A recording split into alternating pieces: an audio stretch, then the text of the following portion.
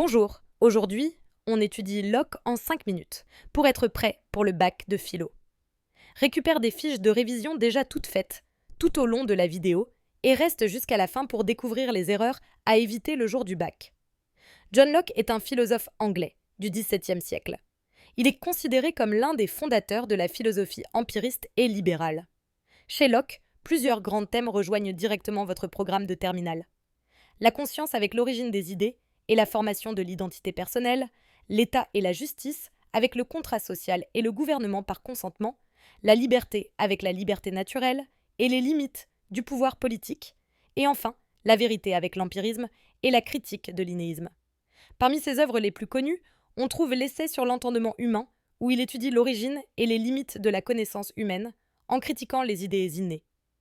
Le traité du gouvernement civil, publié la même année, où il développe sa théorie du contrat social et de la légitimité du pouvoir politique fondée sur le consentement. Et enfin, la lettre sur la tolérance, qui constitue un plaidoyer pour la séparation de l'Église et de l'État et la tolérance religieuse.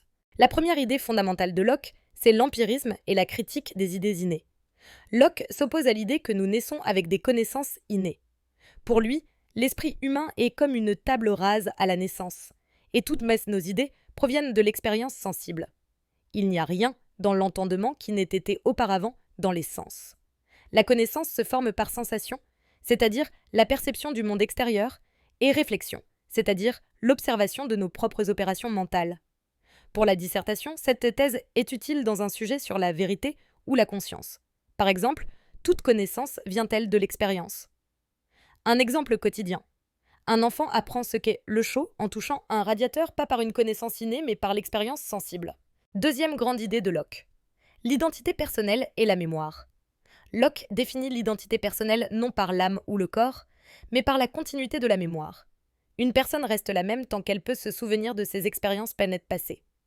Partout où un être intelligent peut répéter l'idée de n'importe quelle action passée, avec la même conscience qu'il en avait la première fois, c'est le même soi personnel.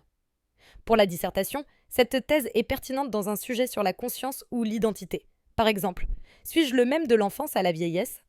Exemple quotidien. On se reconnaît comme étant la même personne qu'hier grâce à nos souvenirs, même si notre corps a vieilli. Troisième idée importante. L'état de nature et les droits naturels. Locke décrit un état de nature où les hommes sont libres et égaux, dotés de droits naturels inaliénables. La vie, la liberté et la propriété. Contrairement à Hobbes, cet état n'est pas un état de guerre permanente, mais un état relativement paisible régi par la loi naturelle que la raison nous fait découvrir. Pour la dissertation, cette thèse est utile dans un sujet sur la liberté ou l'État. Par exemple, l'homme est-il naturellement libre? Exemple quotidien. Même sans police, la plupart des gens respectent naturellement le droit de propriété d'autrui. Ils ne volent pas. Quatrième grande thèse. Le contrat social et le gouvernement par consentement. Pour Locke, les hommes quittent l'état de nature par un contrat social afin de mieux protéger leurs droits naturels. Le gouvernement n'est légitime que s'il repose sur le consentement des gouvernés et s'il respecte les droits fondamentaux. Si le pouvoir trahit sa mission, le peuple a le droit de résistance. Pour la dissertation, cette idée est pertinente dans un sujet sur l'État ou la justice. Par exemple, obéir aux lois, est-ce renoncer à sa liberté? Exemple quotidien, dans une démocratie, on accepte de payer des impôts car on a consenti, par le vote, à un gouvernement qui nous représente. Pour conclure, attention aux pièges à éviter. Ne pas confondre l'empirisme de Locke, qui dit que toute connaissance vient de l'expérience, avec un matérialisme absolu. Locke croit en Dieu et en l'âme. Ne pas oublier que chez Locke, la propriété a des limites. On ne peut s'approprier que ce qu'on peut utiliser sans gaspillage. Bien distinguer Locke de Hobbes.